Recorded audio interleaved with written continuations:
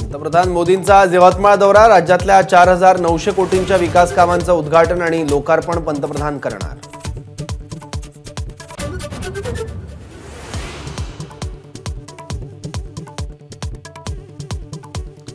मनोज जरांगेंच्या आंदोलनाची एसआयटी चौकशी होणार। विधानसभा अध्यक्ष राहुल नार्वेकर यांचे आदेश। जरांगेंचा बोलविता धनी कोण हे शोधणार, फडणवीसांचा इशारा।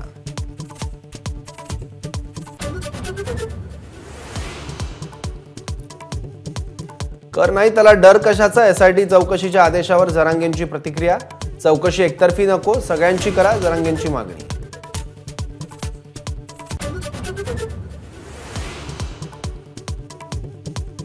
मुख्यमंत्री उपमुख्यमंत्री जबाबदार व्यक्ती, त्यांनी केलेले आरोप पोरकटपणाचे। शरद पवारांचा हल्लाबोल। जरांगेंसोबत माझा काडी मात्र संवाद नाही, आमचे कॉल रेकॉर्ड तपासा, शरद पवारांचं आव्हान।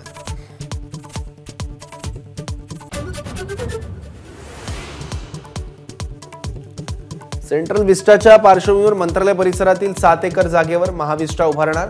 मंत्रालय, विधिमंडळ, मंत्री, आमदारांची निवासस्थाने एकाच ठिकाणी असणार। एकूण 7,500 कोटीहून अधिक खर्च प्रस्तावित।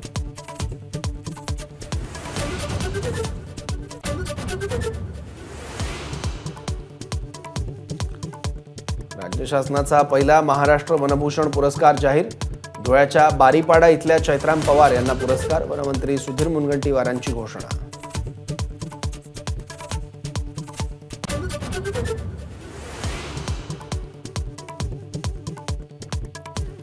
विख्यात गायिका कलापिनी कोमकली आणि प्रसिद्ध सतारवादक नीलाद्री कुमार यांना संगीत नाटक पुरस्कार जाहीर। 1 लाख रुपये आणि ताम्रपत्र असं पुरस्काराचं स्वरूप।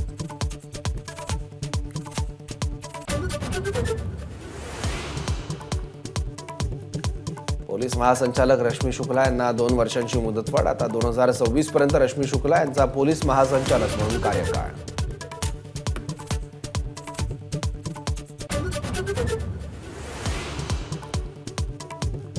हिमाचल राज्यसभा निवडणुकीत मोठा उलटफेर। काँग्रेसच्या 6 आमदारांचं क्रॉस वोटिंग।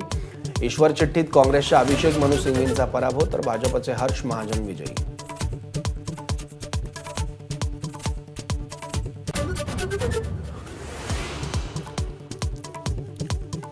मुंबई रणजी करंडकाच्या उपांत्य फेरीत तनुष कोटियन तुषार देशपांडेचा अनोखा विक्रम। बडोद्याविरुद्ध 10 आणि 11व्या नंबरवर बॅटिंग करत ठोकली शतकं। एबीपी माझा, उघडा डोळे बघा नीट।